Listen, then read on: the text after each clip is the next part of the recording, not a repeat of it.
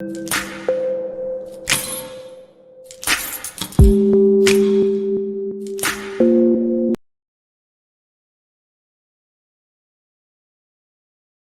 lá, abra sua Bíblia aí comigo, na Epístola de Paulo aos Romanos, capítulo de número 14. Esse é o texto que exporemos hoje à noite.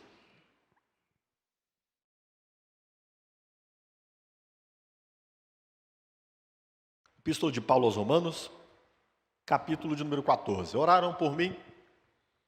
Deixa eu orar por você. Curve sua cabeça. Senhor, muito obrigado,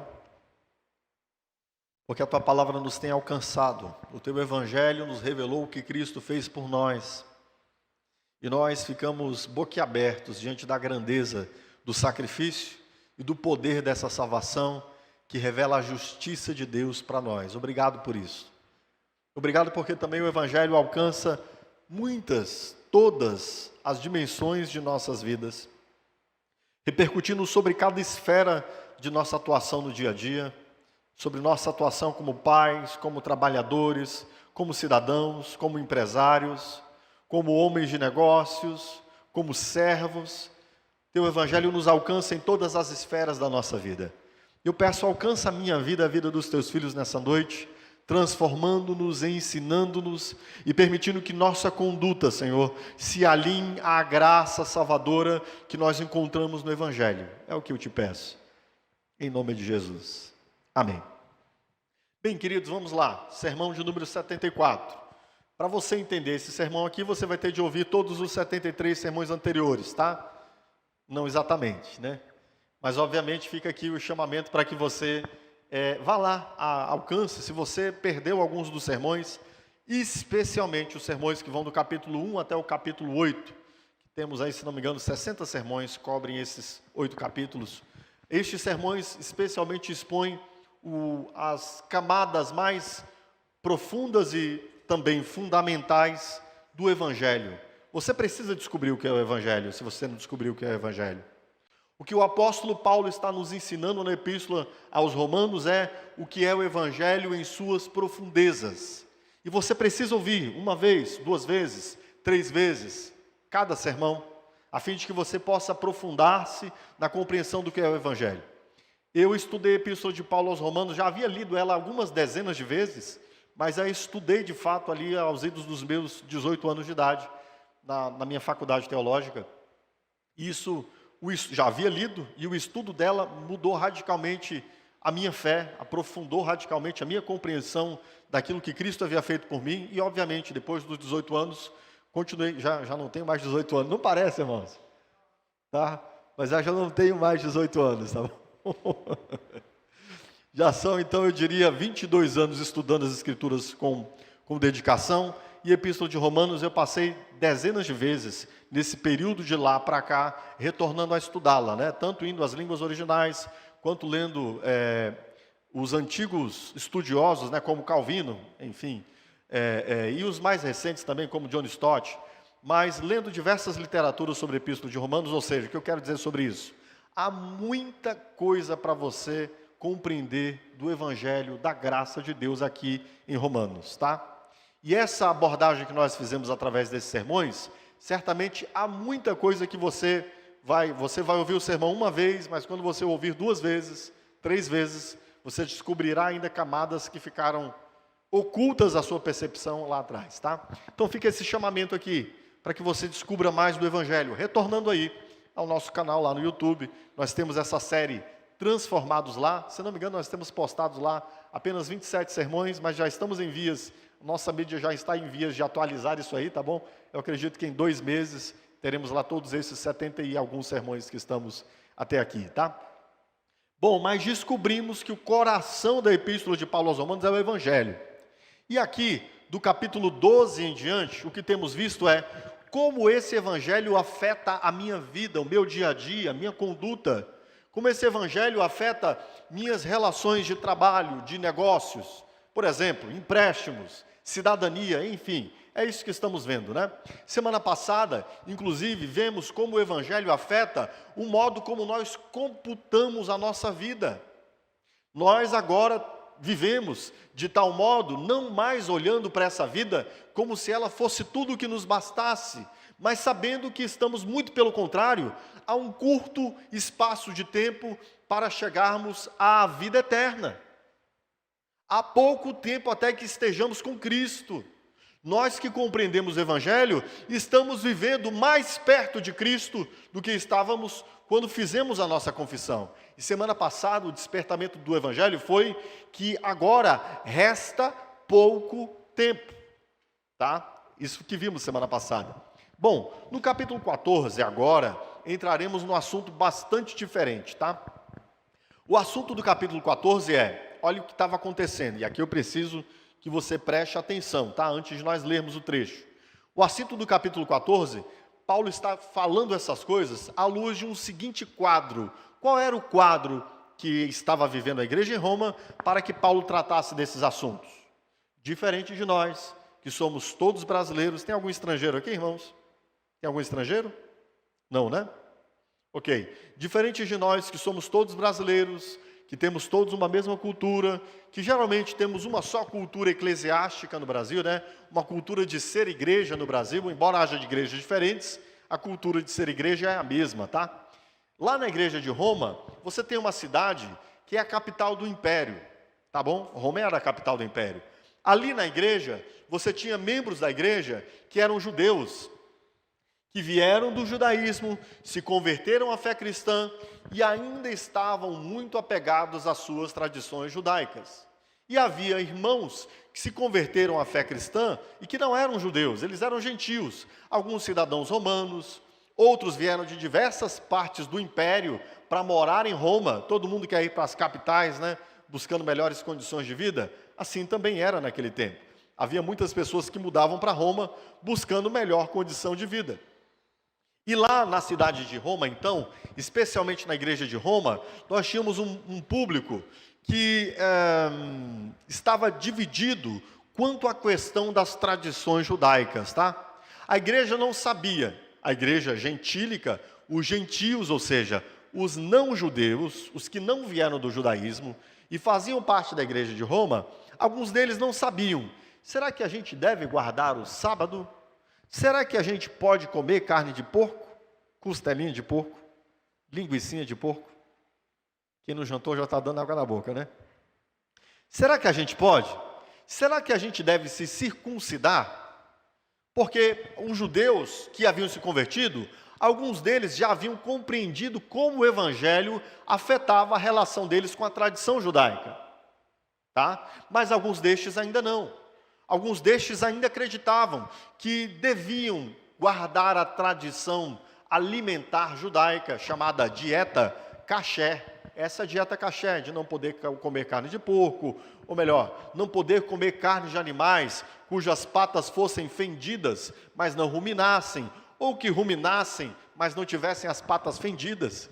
Hoje em dia ninguém ia fazer distinção disso, né? Hoje em dia as pessoas pensam que carne dá lá no mercado, né? Carne nasce no mercado, né? Quanto mais saber se o animal tem pata fendida ou se rumina, né? O que é ruminar, pastor? Talvez aqui alguns adolescentes não saibam disso, né? Ruminar é quando o animal ele tem um processo digestivo onde ele primeiro ingere o alimento, vai para uma determinada bolsa, né? Ele tem um estômago diferente do nosso, vai para uma bolsa, depois que ele se alimenta, ele vai para um lugar descansar, ele retorna esse alimento para a boca, mastiga de novo, tá? E depois ingere novamente. Aí passa por outra fase do processo digestivo. O gado, por exemplo, faz assim, né? O bode faz assim, enfim. Então, segundo a dieta kasher, se podia comer apenas animais que tivessem a pata fendida e que ruminassem. E havia outras, não vou entrar nos detalhes aqui, tá? Levítico 11, Deuteronômio 14, vão especificar quais são esses animais, não vou entrar em detalhes. Mas a igreja, então, era uma igreja que envolvia diversas culturas. Havia diversas culturas que conviviam numa só igreja. E a igreja precisava entender como lidar com esses assuntos. E Paulo, então, vai explicar aqui como deve ser a postura, especialmente daqueles que já são maduros no Evangelho, para conviverem com aqueles que, de repente, ainda entendem que precisam guardar essas tradições. Deu para entender por que Paulo escreve isso aqui? Deu para entender? Então tá bom, então preste atenção. É claro que a gente não vive essa dinâmica aqui ainda hoje, né? Pelo menos não na nossa igreja. Mas o princípio pelo qual Paulo vai desenvolver essa fala aqui, ele é muito importante para nós o entendermos, né? Como é que a gente lida com irmãos que têm uma compreensão limitada do Evangelho e que, de repente, talvez se nos leve a embates, a discussões, a conflitos, a contendas. Como a gente lida com pessoas que entendem o Evangelho amiudadamente, apequenadamente, tem uma compreensão fraca, para usar a expressão de Paulo, do Evangelho? Como é que a gente convive com esses irmãos? Essa é a grande questão aqui, tá? Mas óbvio, esse texto também acaba tocando no ação da tradição judaica. E eu primeiro quero falar da tradição judaica, tá? Por quê? Porque mesmo em nossos dias, embora nenhum de nós aqui seja judeu ou tenha vindo do judaísmo, nós ainda temos alguma confusão para saber, devemos guardar o sábado? A gente precisa guardar uma dieta caché, nós que somos cristãos? Ou devemos, sei lá, ninguém tem muita dúvida quanto a circuncidar-se, né? Quem já teve dúvida de circuncidar-se aqui, já quis que o circuncidasse? A maioria de nós não, né? Mas já tivemos dúvida, imagino eu, lendo a Bíblia sobre, devo guardar o sábado ou não devo guardar o sábado? Então, a primeira coisa que quero tratar com vocês nesse texto, a gente não vai tratar desse texto apenas hoje, tá? É sobre a essência do Evangelho e as tradições judaicas. Tudo bem? É isso que a gente vai olhar aqui. O que, entendendo sobre a essência do Evangelho, nos diz o modo como devemos olhar para as tradições judaicas. E isso me preocupa, irmãos, porque nós temos vertentes de igrejas no Brasil, por exemplo, a Igreja Adventista do Sétimo Dia, já temos a Igreja Batista do Sétimo Dia, dentre muitas outras pequenas igrejas, né, que tendem a guardar o sábado. Temos algumas pessoas que se denominam apóstolos, como a Neuza Itioca, que ensinam a igreja a guardar o sábado, tradições judaicas, enfim.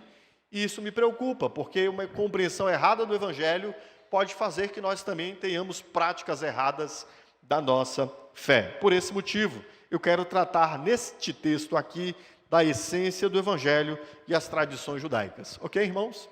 Tá bom? Bom, antes de lermos o texto, tem uma frase que alguns disseram que era de Agostinho, outros disseram que era de John Wesley, né, o pai da igreja metodista. Enfim, atribuíram a diversas pessoas, já botaram até na boca de John Stott, do século passado, mas na verdade ninguém sabe de quem é essa frase, tá? Embora saibamos que quem redigiu num livro primeiro essa frase foi Marco Antônio Domini, em 1617. É uma frase muito importante e que, em algum sentido, ela resume o que Paulo está tratando aqui no capítulo 14. E a frase diz assim: no essencial, unidade. No não essencial, liberdade. E em tudo, amor. Vamos lá? No essencial, unidade. No não essencial, liberdade. E em tudo, amor. De que trata essa frase?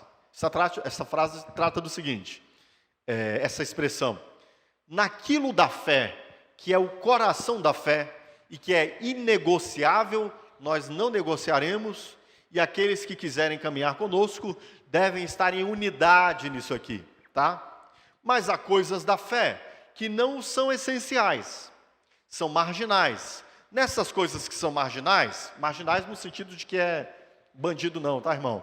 Marginal no sentido de que está à margem, tá? Ou seja, não está no centro, tá bom? Naquilo que não é essencial, liberdade. Podemos pensar de modo diferente, tá? E em tudo isso, quer seja nas coisas essenciais, quer seja nas coisas não essenciais, devemos agir com amor. E é exatamente esta fala de Paulo aqui nesse texto. Paulo vai nos dizer o seguinte: olha, irmãos, há pessoas que querem guardar o sábado. Deixa esse irmão guardar o sábado, não vai discutir com ele sobre isso, tá? Há pessoas que querem guardar uma dieta de não comer carne, de não comer isso, de não beber aquilo. Tranquilo, respeita esse irmão, tá? Nessas coisas aqui, cada um tem a sua própria consciência, ok? É disso que Paulo vai tratar. E sobretudo, Paulo vai dizer, e você, irmão, tenha paciência e misericórdia para com o outro, que é fraco na fé. Tenha amor para com ele. Percebe que esta expressão, no essencial, unidade. No não essencial, liberdade. E em todas as coisas, amor. Refletem bastante isso que Paulo está dizendo aqui? Pois bem, mas hoje eu quero falar então da essência. Porque para saber o que é essencial, a gente tem que saber o que é essência e o que não é a essência, certo? Ok? Então vamos dar uma lida aqui, e eu queria que você lesse esse texto sob essa perspectiva, a essência do Evangelho e as tradições judaicas, buscando entender já na leitura o que é essencial e o que não é essencial. Tá bom? Vamos ler então? Vamos lá. Capítulo de número 14 de Romanos, a partir do verso 1. Eu vou fazer uma leitura rápida, tá? Porque esse trecho é grande, tá bom? Então vamos lá. Deixa eu abrir aqui a minha Bíblia. Ah, tá ali, né? Vou ler ali mesmo. Aceitem o que é fraco na fé, sem discutir assuntos controvertidos. Um crê que pode comer de tudo, já outro, cuja fé é fraca, come apenas alimentos vegetais. Aquele que come de tudo não deve desprezar o que não come, e aquele que não come de tudo não deve condenar aquele que come, pois Deus o aceitou. Quem é você para julgar o servo alheio? É para o seu Senhor que ele está em pé ou cai, e ficará em pé, pois o Senhor é capaz de o sustentar. Há quem considere um dia mais sagrado que outro, há quem considere iguais todos os dias. Cada um deve estar plenamente convicto em sua própria mente. Aquele que considera um dia especial, para o Senhor assim o faz. Aquele que come carne, para o Senhor come, pois dá graças a Deus. E aquele que se abstém, para o Senhor se abstém, e dá graças a Deus. Pois nenhum de nós vive apenas para si, e de nenhum de nós morre apenas para si. Se vivemos para o Senhor, se vivemos, vivemos para o Senhor, e se morremos, morremos para o Senhor. Assim, quer vivamos, quer morramos, pertencemos ao Senhor. Por essa razão, Cristo morreu e voltou a viver, para ser Senhor de vivos e de mortos. Portanto, por que você julga seu irmão? E por que despreza seu irmão? Pois todos compareceremos diante do tribunal de Deus. Porque está escrito, por mim mesmo jurei, diz o Senhor, diante de mim todo joelho se dobrará e toda língua confessará que eu sou Deus. Assim, cada um de nós prestará contas de si mesmo a Deus. Portanto, deixemos de julgar uns aos outros. Em vez disso, façamos o propósito de não pôr pedra de tropeço, obstáculo no caminho do irmão. Como alguém que está no Senhor Jesus, tenho plena convicção que nenhum alimento é por si mesmo impuro, a não ser para quem assim o considere, para ele é impuro. Se o seu irmão se entristece devido ao que você come, você já não está agindo por amor. Por causa da sua comida, não destrua seu irmão, por quem Cristo morreu. Aquilo que é bom para você não se torne objeto de maledicência, pois o reino de Deus não é comida nem bebida, mas justiça, paz e alegria no Espírito Santo. Aquele que assim serve a Cristo é agradável a Deus e aprovado pelos homens. Por isso, esforcemo-nos em promover tudo quanto conduz à paz e à edificação mútua. Não destrua a obra de Deus por causa da comida. Todo alimento é puro, mas é errado comer qualquer coisa que faça os outros tropeçarem. É melhor não comer carne, nem beber vinho, nem fazer qualquer outra coisa que leve seu irmão a cair. Assim, seja qual for seu modo de querer a respeito dessas coisas, que isso permaneça entre você e Deus. Feliz é o homem que não se condena naquilo que aprova. Mas aquele que tem dúvida é condenado a se comer, porque não come com fé, e tudo que não provém da fé é pecado. Beleza? Então tá. Bem, olhemos então para o seguinte, queridos. Paulo, ele vai então nos falar aqui de como nós devemos nos comportar diante de pessoas que têm um entendimento diferente do nosso quanto a algumas questões que não são centrais na fé. Questões nas quais, como diz o verso 1, pode haver até discussão. A gente pode até pensar de modo diferente. Embora, inclusive, talvez o seu pensamento seja equivocado, tá? Mas eu não vou fazer questão quanto a você para discutir sobre essas questões, tá bom? Nós não vamos, quando você olhar para um irmão, que pensa quanto às coisas da fé, e entende algumas coisas de forma ainda imatura, de forma ainda apequenada, ou como usou a expressão Paulo, né? Ainda como um fraco na fé, nós não devemos discutir sobre essas questões que não são as questões importantes, tá? As questões importantes, Paulo tratou até o capítulo de número 11. O Evangelho, sobre o Evangelho não se negocia. Se alguém anunciar o Evangelho diferente daquele que Paulo anunciou, ele vai dizer em Gálatas capítulo 1, que esta pessoa seja amaldiçoada. Se alguém está pregando o Evangelho diferente, nisto não pode haver unidade. No essencial, tem de haver unidade, tá? Mas se alguém prega um outro Evangelho, não pode haver unidade. Mas nas coisas que não são a essência, nisso nós podemos divergir. Então, pastor, me dê um exemplo de coisas que não são a essência. Vamos lá. Por exemplo, o coração da fé é o Evangelho. Mas há outras questões que não são o coração da fé. Como você compreende que será a segunda vinda de Cristo? Alguns acreditam que Jesus vem, arrebata a igreja e depois fica um povo para matar o de tribulação, e depois dessa tribulação Jesus vem de novo, implanta um reino milenial, e depois Jesus vem mais uma vez, e aí de uma vez por todas. Outros entendem que não. Inclusive esse pensamento primeiro que eu disse, é muito novo, tá? Não tem nada mais do que 150 anos aí. Outros, mais fundamentalmente, desde o início da igreja, pensam que Jesus vem uma só vez, para levar seu povo, e acabou. Acabou. Jesus já veio e acabou. Tá bom? E aí, se um crê de um jeito e outro crê de outro jeito? Bem, pode até ser que o nosso irmão precise, avançar na compreensão da Escritura, mas essa não é uma questão essencial.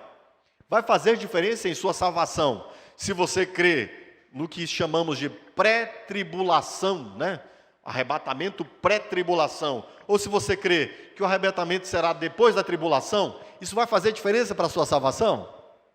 Sim ou não? Não vai. Isso é essencial? Não é. Vai fazer diferença se você come carne de porco ou não come carne de porco? Bom, a gente vai ver isso agora, tá? Para alguns irmãos acham que sim. Deixa eu antecipar que não faz diferença não, tá bom? Mas alguns irmãos acham que faz diferença. Se o irmão acha que faz a diferença, então você respeita ele, tá bom? Tranquilo. Deixa o irmão lá sem comer carne de porco, com limãozinho. Tá? Deixa ele assim, sem problema. Você não vai discutir com o seu irmão por causa disso, tá? São questões não essenciais, tá bom?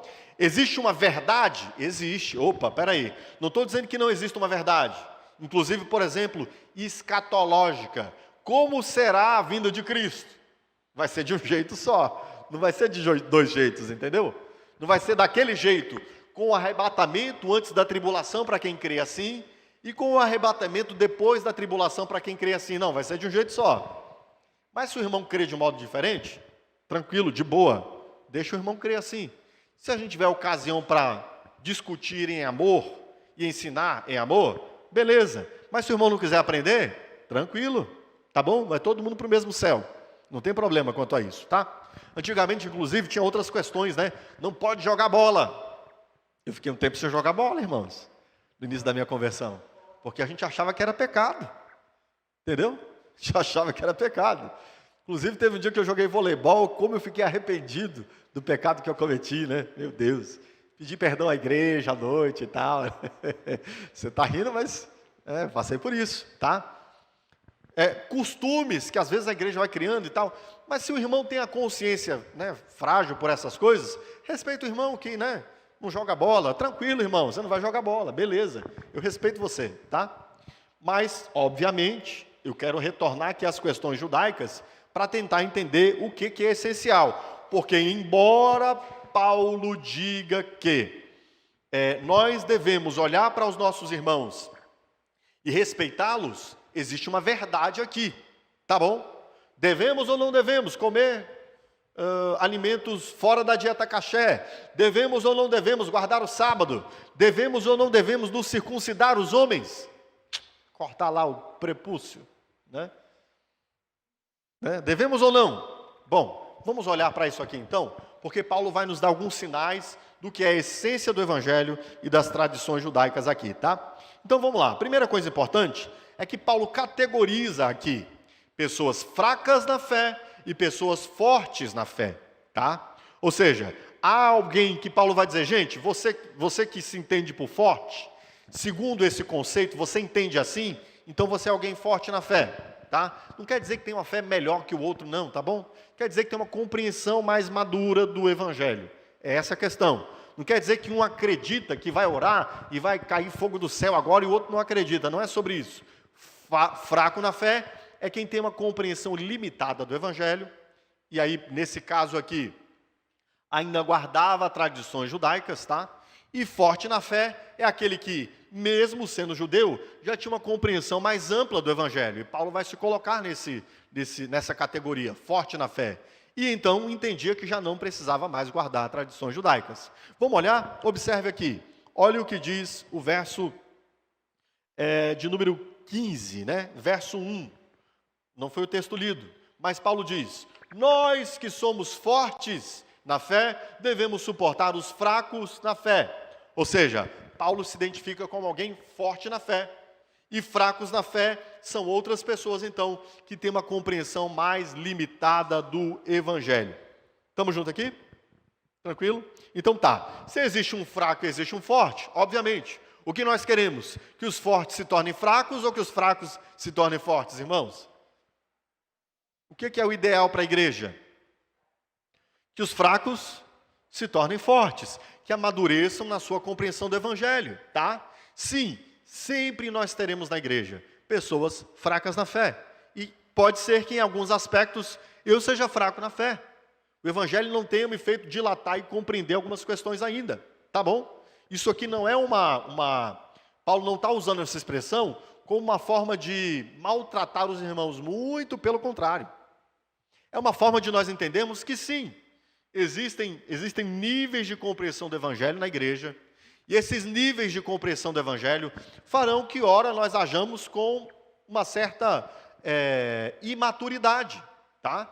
Ok, irmãos? Imaturidade não é pecado. Maturidade é uma conduta que eu tenho por falta de dilatação, por falta de aprendizado, por falta de discernimento ainda, tá bom? E em muitos aspectos, todos nós somos, em alguma dimensão, ainda imaturos, ok? Todos nós, em alguma dimensão, ainda somos imaturos quanto ao Evangelho.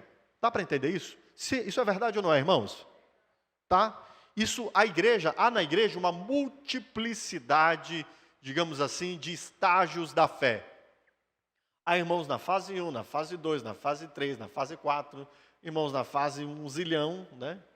Tá? E muita gente nesse intervalo aí. E a gente precisa entender isso, tá? Então Paulo categoriza, óbvio, para que nós aprendamos a caminhar uns com os outros, mas não para que estimulemos ao fraco permaneça fraco, tá? Não é isso. É para que nós entendamos. Beleza, sejamos pacientes uns com os outros, tá? Mas a posição teológica de Paulo quanto a esse assunto é clara, tá bom? Embora ele vá ser paciente, ele ordene que nós sejamos pacientes com os irmãos que, por exemplo, mantêm uma tradição judaica, a posição de Paulo é clara. Ele diz para nós não termos uma convivência truculenta, brigona com os nossos irmãos, tá? Mas ele tem uma posição clara quanto a isso, tá? E ele vai dizer no capítulo 14, verso 1 que nós lemos: ora, quanto ao que está fraco na fé, recebei-o, não em contenda sobre dúvidas. Não para brigar com o seu irmão. O irmão que pensa um pouco diferente de você, receba esse irmão, conviva com esse irmão. Mas não para o quê? Não para contendas sobre dúvidas. Não para você debater e mostrar que você é o sabichão, o inteligentão, o cara que já fez um semestre de teologia, né? Estudante de teologia é uma bênção, né? Quer mostrar que sabe, que está na frente e quer, né? Quer esclarecer os ignorantes, né? Isso aqui é uma bela orientação para os estudantes de teologia. Geralmente os estudantes de teologia se sentem os esclarecidos, né? E eles querem entrar em discussões para clarear a confusão da mente dos ignorantes, irmãos que não estudam teologia. E Paulo já começa aqui dando uma orientação para a gente. Opa, não em contendas sobre dúvidas, tá? Beleza? Eu lembro das minhas contendas, né? Dos meus primeiros anos de estudos teológicos, né? Querendo mostrar que sabia. E aí, quando você não conseguia convencer, né? Aí você entrava com aquela fala, né? Porque você não estudou ainda, né? Um dia você vai chegar lá, né? Enfim, a arrogância tá aí, né? Tá nesse ambiente aí, tá? E Paulo começa exatamente com essa perspectiva. Não é que Paulo não tenha uma ideia clara do que é certo. É porque ele antes está nos ensinando que a gente precisa ter uma postura de, como disse no ditado que nós lemos, que eu citei para vocês, em tudo, amor, tá? Mas vamos para frente, tá? Quem é o forte nessa expressão de Paulo? Ou seja, quem é aquele já maduro? E quem é o fraco? Quem é o imaturo? Observe o verso 2. O verso 2 vai dizer que o forte é o que crê que pode comer de tudo. Não é verdade? Deixa eu abrir aqui minha Bíblia. Abra sua Bíblia aí comigo. Romanos capítulo de número 2. No verso de número 2. Romanos 14, né, irmãos? Não tinha ninguém atento aí para me corrigir, né? Irmãos, fica atento, irmãos. Romanos 14, verso de número 2. Uma mão aqui dificulta, né? Achei, está aqui. Paulo diz assim: um crê que pode comer de tudo, já outro, cuja fé é o quê? Fraca. Quem crê que pode comer de tudo é aquele que é forte. Como Paulo havia dito, como Paulo diz em 15:1. Nós que somos fortes na fé. Quem é um forte na fé, querido? O que crê que pode comer de tudo. Ou seja, a posição de Paulo é de que o Evangelho nos livra da dieta caché. Tá? O que mais? Verso 2, Paulo vai dizer ainda, né? Um crê... Não, verso 2 não, irmãos. Verso 5. A quem considere um dia mais sagrado que outro, a quem considere iguais todos os dias. Bem, quem seria então o forte aqui? Quem considera todos os dias iguais. Mas pastor, aqui Paulo não usa a expressão forte nem fraco. Tudo bem, mas a gente pode saber disso pela demais literatura de Paulo.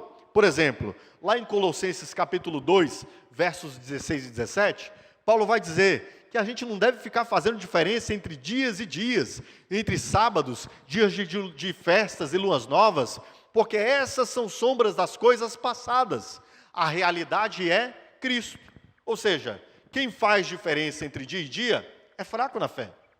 Quem não faz diferença entre dia e dia, não guarda a tradição judaica de guardar o sábado, este é forte na fé. Ou seja, já tem uma compreensão mais madura do Evangelho. Vamos lá para Colossenses 2, 16 e 17? Projeta aqui para mim, por favor, filha. Colossenses, capítulo 2, versos 16 e 17. Para quem está sem Bíblia, conseguir acompanhar também. Aqui nesse texto de Colossenses, nós temos o apóstolo Paulo tratando dessa questão judaica, né, da tradição judaica, da guarda de sábado, que muitos cristãos, às vezes, ainda até hoje, têm dúvidas. E Paulo vai dizer em Colossenses capítulo 2, versos 16 e 17, portanto, não permitam que ninguém os julgam pelo que vocês comem ou bebem. Que mais? Ou em relação a alguma festividade religiosa, ou a celebração das luas novas, ou dos dias de sábado. Que diz o verso 17? Pode passar à frente. Essas coisas são sombras do que haveria de vir. A realidade, porém, encontra-se em Cristo. Paulo tinha uma compreensão clara de que a igreja já não devia mais guardar sábados.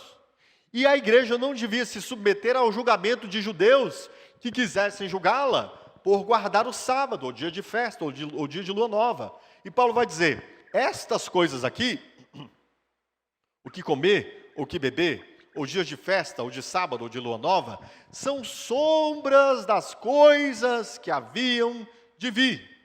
Elas apontam para a realidade que é Cristo. E tendo Cristo chegado, é a realidade que é Cristo chegada, se você compreendeu o Evangelho, essas coisas já não servem para mais nada, tá? Então, eu expliquei para vocês, passamos por muitos textos de Romanos, que explicam qual era a finalidade da lei. Qual era a finalidade da lei, por exemplo, quanto ao sábado? Mostrar para você que você, um pecador, não consegue sequer consagrar um dia de modo perfeito a Deus. Para mostrar que nós somos de tal modo pecadores, que não conseguimos descansar em Deus e consagrar de modo perfeito nem um dia sequer, guardando a lei. Deu para entender? Para isso serviu o sábado. Na verdade, todo mundo devia ser apedrejado por não guardar o sábado. Mas graças a Deus que veio Jesus Cristo. Para quem agora nós podemos viver não apenas um dia, mas todos os dias da nossa vida. Paulo diz o que no verso 5? Ele diz assim: mas alguns consideram todos os dias iguais. Você imaginou, se fosse necessário guardar o sábado, você acha que Paulo ia dizer isso para a igreja? Não, Paulo ia dizer: irmãos, tem um dia especial, que é o sábado, tá? Guardem o sábado. Não, mas Paulo vai olhar para a igreja e dizer: alguns de vocês consideram todos os dias iguais. Beleza, aquele que considera todos os dias iguais, não despreze quem guarda o sábado. E quem guarda o sábado? Os judeus, que ainda não haviam amadurecido no evangelho, tá? Os judeus, que ainda estavam guardando suas tradições, Paulo diz: não julgue quem considera todos os dias iguais. Deu para entender, irmãos? Qual era então a compreensão de Paulo? Embora Paulo ensine a igreja a respeitar e amar uns aos outros, a compreensão de Paulo, segundo o Evangelho, era de que não se deve guardar o sábado, era de que não se deve guardar a dieta caché. Inclusive, isso está aqui evidente no verso 14 deste texto que lemos, do capítulo 14. Vamos lá para o verso 14? Preste bem atenção no verso 14. E o verso 17 também. Paulo diz assim: como alguém que está no Senhor Jesus, tenho plena convicção de que nenhum alimento é por si mesmo impuro, a não ser para quem assim o considere. Para ele é impuro. Percebe o que Paulo diz? Não existe dieta caché.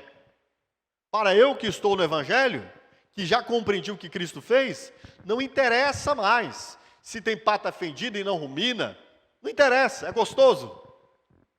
Dá um torresminho, dá uma costelinha boa, eu dou graças a Deus e eu como. Entendeu? Isso não me impede mais. E Paulo vai dizer no verso 17 e 18: pois o reino de Deus não é comida nem bebida, mas justiça e paz e alegria no Espírito Santo. Aquele que assim serve a Cristo é agradável a Deus e aprovado pelos homens. Olha, preste atenção. Muito embora Paulo esteja dizendo aos irmãos maduros que eles devem respeitar os irmãos imaturos, você percebe que ele dá umas cutucadas aqui para provocar os imaturos a entenderem o Evangelho? O que ele diz aqui? Irmãos, eu que estou em Cristo, tenho uma convicção. Que convicção? Nenhum alimento é por si mesmo impuro. Tá? Então, muito embora Paulo respeite aqui a posição dos irmãos, ele não deixa de cutucá-los para que eles cresçam e aprendam. Tá bom? E não apenas Paulo fala sobre isso. O próprio Senhor Jesus vai ensinar-nos que não há nenhum alimento de si mesmo impuro. Abra comigo sua Bíblia em Marcos, capítulo 7, versos 14 a 19. O apóstolo Paulo, Senhor Jesus, nos diz assim: convocando ele de novo a multidão, disse-lhes: ouvi-me todos e entendei. Não há nada fora do homem que, entrando nele, o possa contaminar, mas o que sai do homem é o que contamina. Se alguém tem ouvidos para ouvir, ouça. Quando entrou em casa, deixando a multidão, os seus discípulos o interrogaram acerca da parábola. Então lhes disse: assim vós também não entendeis? Não compreendeis que tudo que de fora entra do homem não o pode contaminar? Porque não lhe entra no coração, mas no ventre, e sai para lugar escuso. Ou seja, você vai para o banheiro depois, joga esse negócio fora. E assim, olha o que diz aqui o texto: considerou ele o quê? Puros todos os alimentos. Está aqui nos evangelhos. É a interpretação da fala de Cristo. Que Cristo considerou o quê, queridos? Puros todos os alimentos. E dentro da tradição judaica, existia esse tripé aqui, tá? A circuncisão, a dieta caché, os alimentos que se podia comer e não se podia comer, e a guarda do sábado. E não foi só o Senhor Jesus que falou quanto a isso aqui, tá? A própria igreja reunida no capítulo 15 de Atos dos Apóstolos decidiu que aos gentios não se devia impor nenhuma guarda de sábado, nenhuma dieta caché e nem a circuncisão. Leia lá depois o capítulo 15. O capítulo 15 é exatamente a igreja reunindo-se, por quê? Porque no início da igreja ali era difícil de saber, né? O que a igreja ainda devia guardar da tradição judaica ou não. E lá foi exatamente o que aconteceu. Os judeus que eram favoráveis a que os gentios guardassem o sábado, se circuncidassem e guardassem a dieta, foram lá argumentar em favor disso. E Paulo, e Barnabé, e também Pedro, estavam lá para serem favoráveis a que os gentios já não guardassem mais as tradições judaicas. Pedro vai dar seu testemunho. Eu estava um dia lá dormindo e tal, tive uma visão. Deus fez descer um monte de animais impuros do céu. E Deus falou, meu filho, está com fome? Mata e come. E Pedro diz, não, Senhor, nunca comi nada impuro na minha vida. E Deus diz para ele, não diga que é impuro o que eu santifiquei. Isso acontece por 3 vezes. E Pedro vai argumentar então, que os gentios não deviam comer dieta caché, guardar a dieta caché. Paulo vai argumentar que eles não deviam se circuncidar, enfim. O que é da tradição judaica, nenhum mandamento desta tradição judaica foi imposto aos gentios. No texto lá que a igreja redige, sob a autoridade do apóstolo Judas, que era o mais importante, Tiago, porque Judas também era um dos irmãos de Jesus, né? Tiago, irmão de Jesus, que naquele momento era um dos mais importantes, era o presidente ali daquela comissão, ele então manda redigir um documento onde não se ordena a guarda do sábado aos gentios, não se ordena a dieta kasher aos gentios, não se ordena aos gentios que se circuncidem. Dá para entender? Então isso que Paulo ensina aqui não é só Paulo ensinando, Jesus já havia ensinado e os apóstolos haviam concordado com tudo isso. Ok, irmãos? Tranquilo? Beleza? Então preste atenção. Paulo está nos mostrando aqui que essas questões não são questões essenciais, tá? Não dizem respeito ao centro do evangelho. Agora tem um detalhe importante, tá? Nós devemos respeitar os irmãos que pensem de modo diferente. Contudo, quando alguém quer colocar essas coisas como se fosse o centro do evangelho, opa, aqui não. Aqui a gente se levanta e aqui a gente busca limpar essas coisas que estão sendo trazidas para o centro do evangelho, lançá-las fora e mostrar que elas podem ser tratadas, como disse o apóstolo Paulo, como doutrinas de demônios. O que o senhor está dizendo, pastor? Que se alguém vier ensinar para nós que essas tradições judaicas são coisas que devem ser guardadas, sem as quais nós não podemos chegar à salvação, isso deve ser tratado como doutrina de demônio, disse o apóstolo Paulo em Gálatas, tá? Então é um outro contexto, preste atenção. No contexto em que Paulo está ensinando aqui a igreja de Roma, os irmãos, a grande maioria já havia entendido que essas coisas não eram fundamentais nem importantes, mas havia ainda irmãos que guardavam essas coisas. Beleza, respeita esses irmãos, tá? Mas se alguém vier nos ensinar que nós precisamos fazer essas coisas, porque sem elas nós não seremos salvos, aí Paulo vai dizer, não ouça nem a mim, se eu disser algo desse tipo, nem mesmo um anjo do céu, que você amaldiçoe quem prega esse tipo de coisa. Deu para entender? É no outro contexto. Paulo vai tratar disso lá aos Gálatas, tá? E aí eu quero ler com você alguns versículos de Gálatas, tá? Paulo não negocia a essência do evangelho. Lembra lá? No essencial, unidade. Somos salvos apenas por causa de Cristo e da sua cruz. Se alguém quiser acrescentar, bom, tá, mas também porque guardamos o sábado, ou tá, também porque nós guardamos a dieta kasher, ou tá, também porque nós nos circuncidamos, que isto seja considerado, disse o apóstolo Paulo, algo maldito. E Paulo vai tratar disso aqui em Gálatas, capítulo 1, verso 6, 7 e 8. Paulo diz assim, admiro-me que vocês estejam passando tão depressa daquele que vos chamou da graça de Cristo para outro evangelho, o qual não é outro, senão que há alguns que vos perturbam e querem perverter o evangelho de Cristo.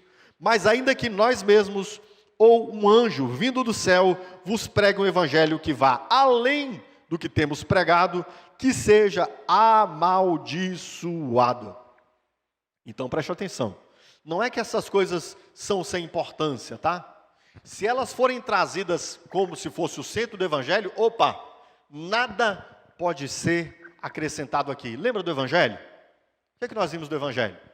Você é um pecador caído que não merece salvação e eu também não mereço, tá? Contudo, Deus sozinho providenciou a sua salvação através de Cristo. Ele próprio gerou em nós fé para nós crermos em Cristo. E essa fé pela qual nós cremos em Cristo, ela nos justifica. E isso basta. O que Cristo fez basta para toda a nossa salvação. O que Cristo fez nos traz justificação, nos traz santificação, nos traz uma vida diante de Deus e nos levará para estarmos para sempre diante de Deus. Apenas Cristo e nada mais. Mas se alguém vier acrescentar, tá, Cristo e a guarda do sábado, vamos guardar o sábado, é tão bonitinho guardar o sábado, né? Tudo bem, se você crê que você precisa, se você crê não, né? Se você entende, né? Se você compreende, crer segundo a Escritura não, mas se você compreende que é importante para você guardar o sábado, beleza, meu irmão, vá lá e guarda o sábado, tá? Você, judeu, sem problema. Você, gentil, tem alguma coisa errada aqui, tá bom? Tem alguma coisa errada aqui, tá? Mas um judeu que quer guardar o sábado, ele se converteu à fé, vamos respeitar porque ele tem toda uma história lá de tradição, né? Mas se ele entende que sem a guarda do sábado ele não será salvo, opa, sinal vermelho. Tem alguma coisa sendo colocada aqui junto a Cristo, tá? Somando-se a Cristo. E deve ser Cristo somente. Paulo não negociou o evangelho. No capítulo 2 de Gálatas, verso 1 até o verso 5, por exemplo, Paulo vai dizer o seguinte, que ele havia subido a Jerusalém. E Tito, que ele havia levado, era um grego, um camarada não circuncidado. E ele vai dizer, eu bati o pé e não fiz que Tito fosse circuncidado para que o evangelho não fosse maculado. Engraçado. Em outra situação, Paulo faz que Timóteo seja circuncidado. Mas no caso de Tito, Paulo diz, eu não deixei Tito ser circuncidado para que a pregação do evangelho ficasse clara. Não há mais nada que ninguém necessite senão de Cristo. E Paulo apontou, inclusive, que aquele que se justifica pela guarda da lei, deve guardar toda a lei. Em Gálatas 5,3, Paulo vai dizer, testifico a todo homem que aquele que se circuncida está obrigado a guardar toda a lei. Você quer guardar a lei porque você acha que a lei vai te acrescentar alguma coisa para a salvação? Então você está obrigado a guardar toda a lei, tá bom? Você guarda o sábado? Então você deve se circuncidar. Você acha que o sábado é algo que é necessário para a sua salvação? Então você está obrigado a guardar toda a lei. Dá para entender isso aqui? É o que Paulo diz aqui. Se você pensa lá que a circuncisão, pastor, eu quero me circuncidar, mas eu sei que eu sou salvo só por Cristo. Vá lá, irmão. É você que vai fazer a cirurgia, não vai doer em mim mesmo, entendeu? Tranquilo, de boa, né? Eu vou ficar de boa. Mas se você disser para mim, pastor, eu entendo que eu tenho de me circuncidar, porque isso é essencial para a minha salvação. Eu vou dizer o que para você? Você vai ter de guardar toda a lei e não pecar em nada da lei, tá? Não é só se circuncidar, não. Guardar o sábado, o que mais, irmão? Toda a dieta caché, o que mais, irmão?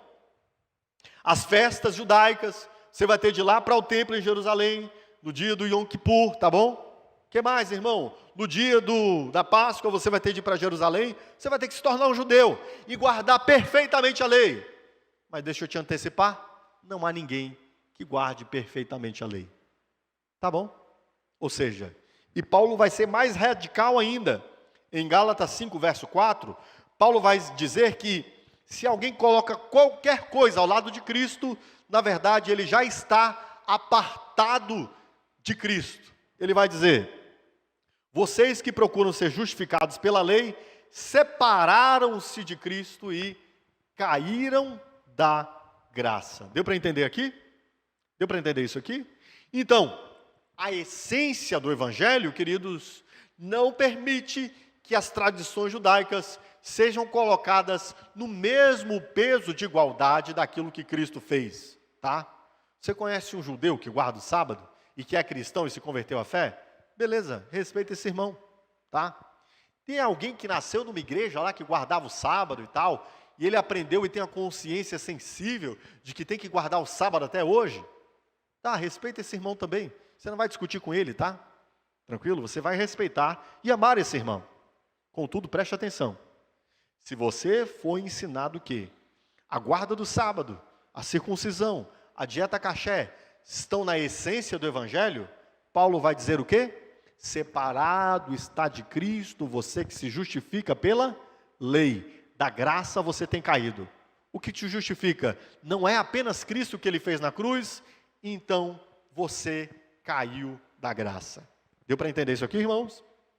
Deu para entender? Espero que expurgue as dúvidas. Hoje é um sermão bastante doutrinário mesmo, para a gente entender doutrina, né? O essencial é aquilo que Paulo pregou até aqui, o Evangelho, da justiça somente pela fé, da justiça somente pela cruz de Cristo, da salvação que encontramos apenas em Cristo e pelo que Ele fez. Estas demais coisas, nós devemos tolerar nos irmãos, respeitar nos irmãos, que ainda são fracos na fé e que ainda não amadureceram na compreensão do Evangelho. Mas, quando essas coisas começam a assumir um lugar de centralidade da fé, como se sem elas nós não pudéssemos ser salvos, fique alerta, você pode estar perdendo-se do Evangelho. Deu para entender? Sim, irmãos? Deu para entender? Amém. Por fim, apenas duas exortações finais aqui, tá? No essencial, unidade, irmãos.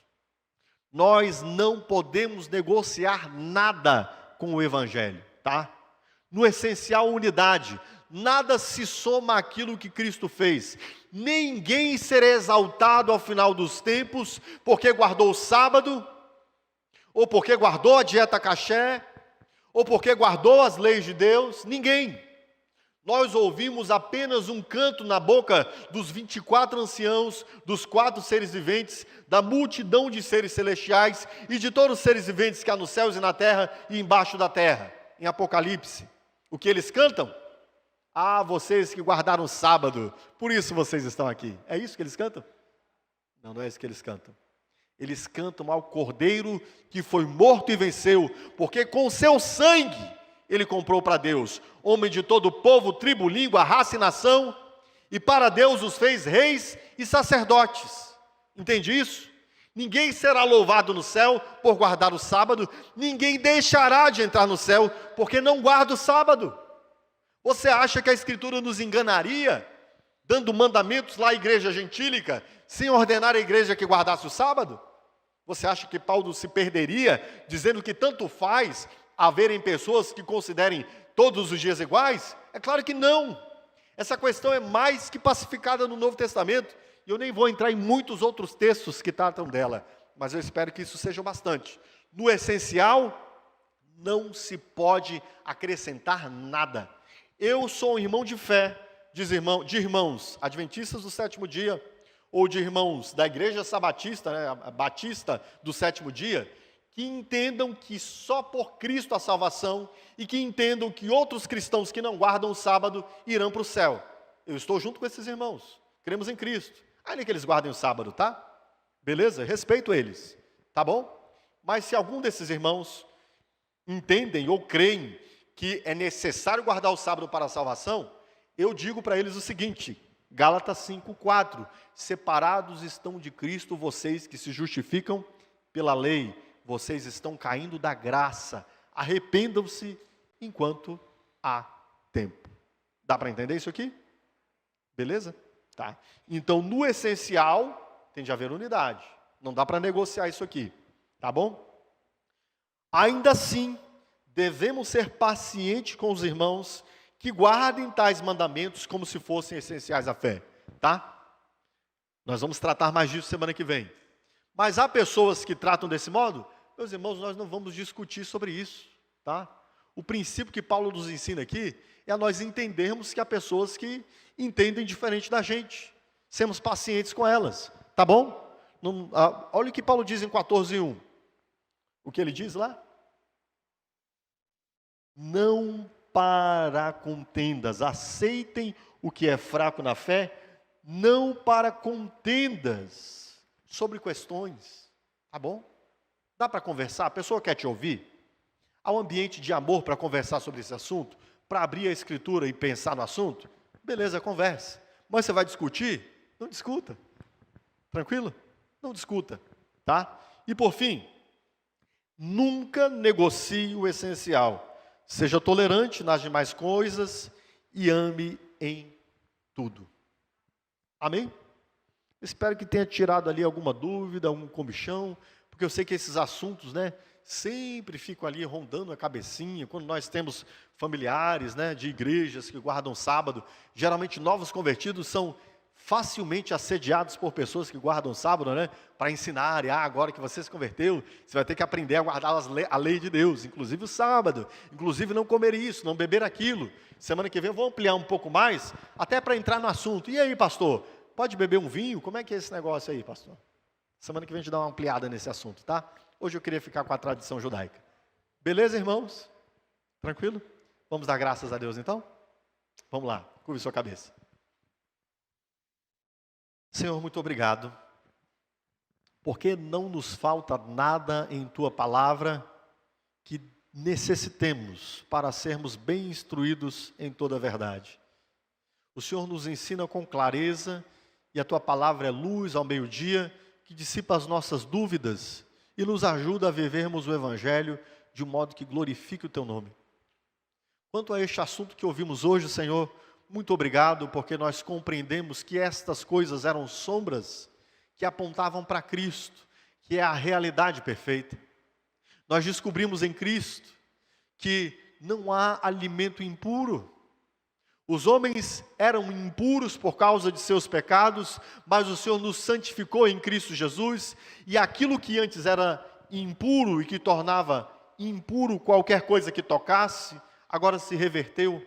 Agora nós que tornados puros é que santificamos tudo quanto à nossa volta está. Obrigado por isso.